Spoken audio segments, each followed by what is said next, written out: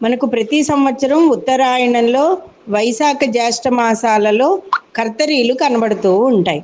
ఈ కర్తరులు వచ్చినప్పుడు సూర్యుడి నుంచే అది ప్రారంభం అవుతుంది.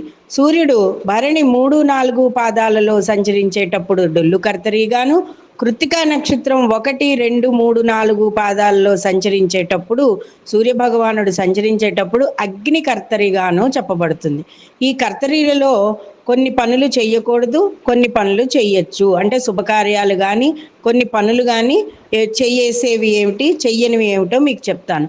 కర్తరీ కాలంలో చెట్లు నరకడం, పొలం పనులు ప్రారంభించడం, చెరువులు తవ్వించడం, నువ్వులు తవ్వించడం, తర్వాత ముఖ్యంగా ఈ రోజుల్లో చెరువులు నూతులు లేవు కాబట్టి బోర్లు వేస్తాం మనం. బోరు తవ్వించడం, అలాగే వాపి కూప తటాక గృహ నిర్మాణాదులు అంటే శంకుస్థాపనలు చెయ్యకూడదు, ఇది నిషిద్ధము.